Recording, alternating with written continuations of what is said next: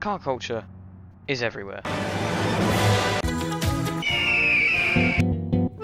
Whether that be your West Coast tuners or your max power UK builds, it's all around the world. Despite being performance orientated vehicles, they normally aren't very fast. They normally have basic engines and a few body panels slapped on, and usually are pretty difficult to drive. Let's take one for example, the max power era in the UK. Basically throwing as much power as you can in the car to the point where it's barely drivable. This got me thinking, can you actually race tuner cars? Not specifically made for racing, but more show cars. Now me personally, I don't really like show cars. They're a bit flamboyant, they don't do much, they just sit around all day, barely clocking on any miles, probably brought there on a trailer. This is mine. Yep, this is a Bishu 240BX hatchback. It's got a nice little wooden wheel here. It's not exactly show made, more of just a bit of a cheap little race tuned runaround. 5-speed manual transmission, and if we open this up right here, nitrous. Now I just bought this thing, so I don't know if that's full or if it even works, but I do know one thing.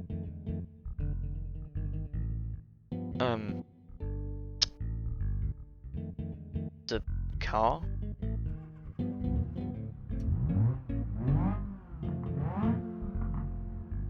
got a pretty big exhaust.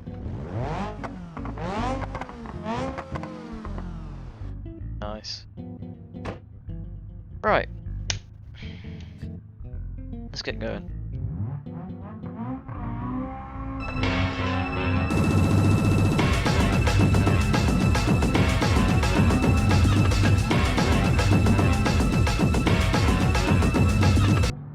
Now, what is it actually like to live with one of these cars?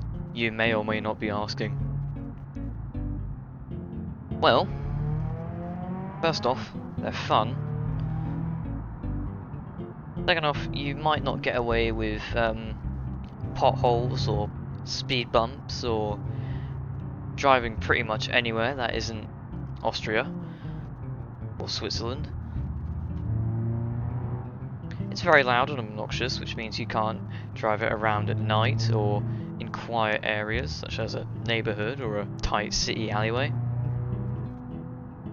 But that does come in handy in the tunnels.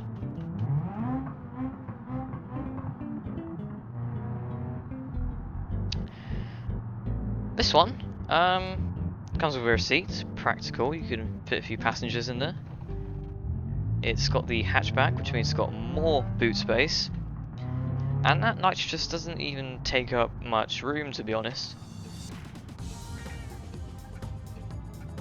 It's got a CD player radio, it's got air conditioning, that probably doesn't work. It's completely road legal, and when you put your foot down, it's actually a lot of fun. A very uncomfortable fun, but still a lot of fun. So, let's see what else we're up against.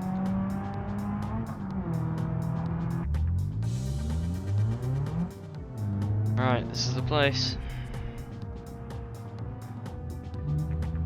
Here we are.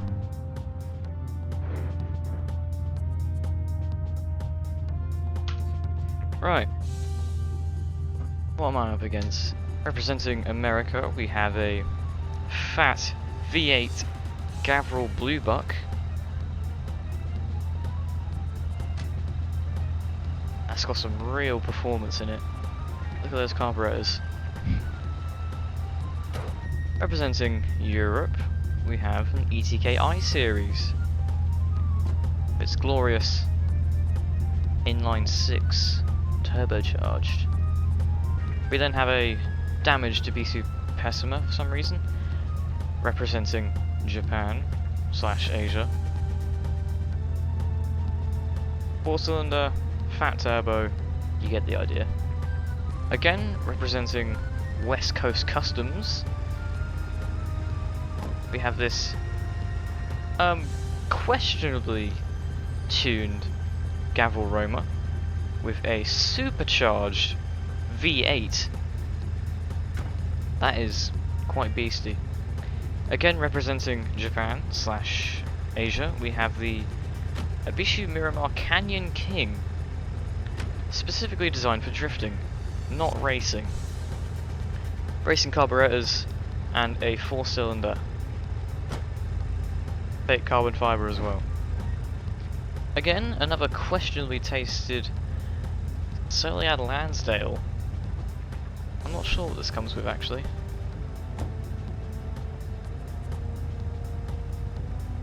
Yep, that is a turbocharged 4-cylinder if I've ever seen one. And finally, the real show-off. Cruising is not a crime, .co.uk. We have our max power era Abishu Covet. This is a show car, not a race car. Doesn't even have a turbo in it. Just look at those snowflake alloys. Magnificent vehicle. Anyway. Place your bets, because this is about to make history. What incredibly tuned era was the best, and from what country? And we're off. Oh, Blue Buck came in a bit there. Pespa's off. Coming round, overtaking the I-Series. The Blue Buck tries to take out the Roma. I was going to implement a no body contact rule, but there's no point anymore. I did want to keep the pristine condition of these very desirable cars, but the racers had other plans. Alright, save that. It's pretty decent. That Lansdale is actually doing surprisingly well for how good it looks.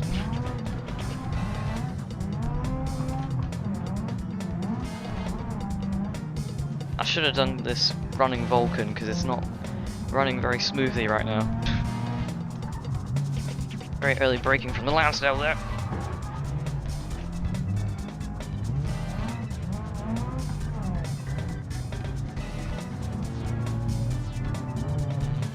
I forgot to mention, 10 laps. The max power Covet's doing really well. Oh. Okay, so this thing has no suspension, no brakes, no steering. It's just power and acceleration. I might get an overtake here. Go! You have to fight with this car every time just to accelerate around a corner slightly.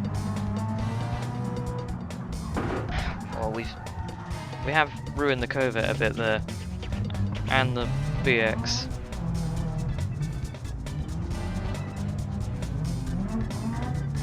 Absolutely no steering on this car whatsoever. Move! Get out of my way!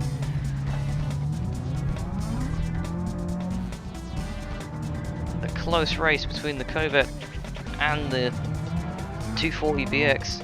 Handbrake turn. Clean.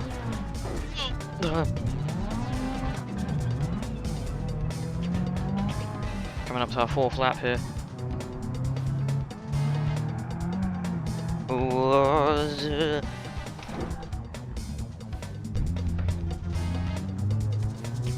Shouldn't have stuck it in second there, should have put it in first. Just get that little bit of power advantage. Drift it into the corner. Lose control. Oh! Covet's down! Covet's down bad. Jesus, there's a lot of crashing going on there. You get a replay on that or something? Oh! Yeah. That's pretty much what killed it. Oh. Yeah, oh. I'm stuck in third, coming up to the 5th lap here. There's a lot of gear changes going on. Ah!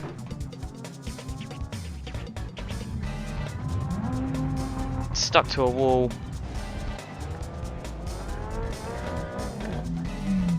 Oh god. I lost a lot of time there.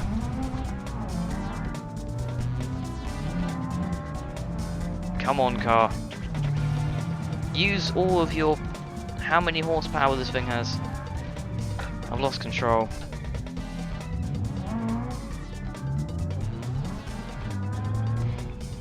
Don't know why I chose a rallycross circuit.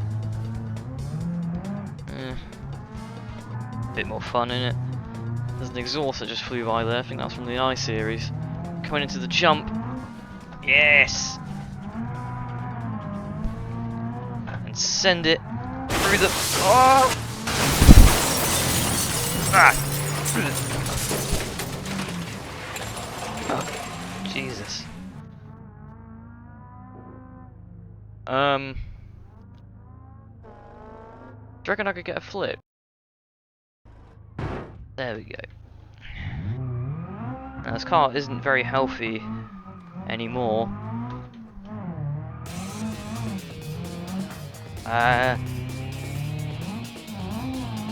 There's not much left of the 240BX. Third gear, just absolutely send it. Oh, I heard a crash there.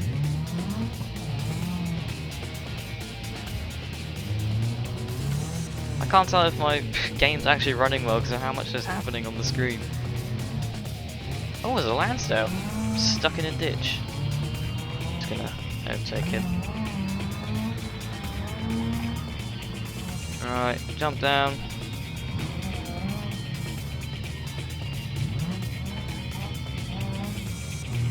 Ah, move.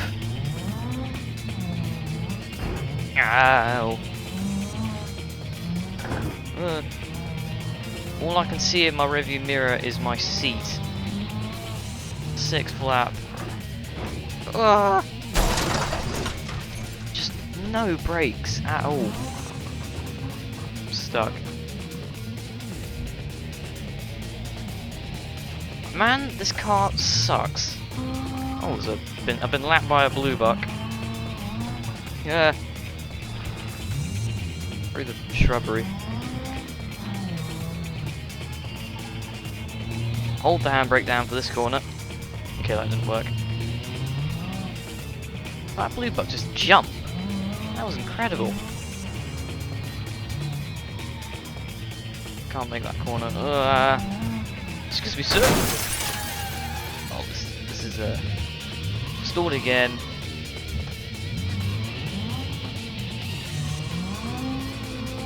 Move! What's he doing? How is he in first place? He's an idiot. Stupid car. 7th lap. Oh shit! Pole! Ah, that really hurt. Yeah, that's killed the car. That's a drive shaft or something gone, half shaft. Oh, it was fun while it lasted. Okay. But Blue Buck, I believe, is in first place. I'm getting 40 frames a second. Oh my god. Definitely should have gone into Vulcan. Oh, that is... yeah, that's probably why. You shouldn't have a steering angle like that.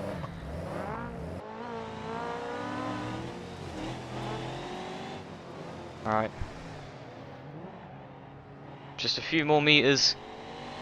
And the Blue Buck is the winner of the Max Power contest / West Coast contest / any other tuning contest.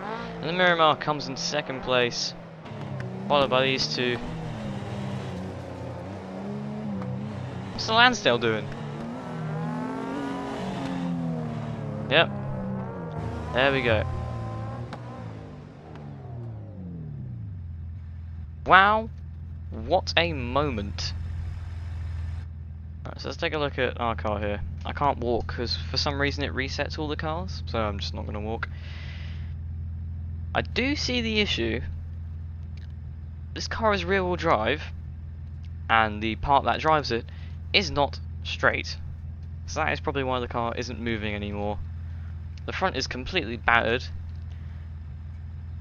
The forgot the name of this. That part, intercooler, I don't know, is a bit bent, a bit battered there. Let's take a look at the engine, see if it's caved in or not. Okay, we can't act. There we go. Yeah, it looks a bit jostled out of place, but that's about it really. Look how incredibly safe the inside of this car is. There is no cabin intrusion at all. Besides the door a little bit. So, if you are looking for the ultimate tuner whatever car, buy yourself a street tuned West Coast classic Gavril Bluebuck. And if you're going to buy a 240BX, make sure it has suspension before you do so. Wait, I forgot about the Pessima. Where did the Pessima go? Hold on. Stop this. Where the hell's the Pessima? Where could it have gone? In this bush or... Where the hell's the Pessima? Is it still running? Looks like it's running. I completely forgot about that. Oh my god. So yeah, this was Max Power Racing on the OTL channel. Cheers. See you next time.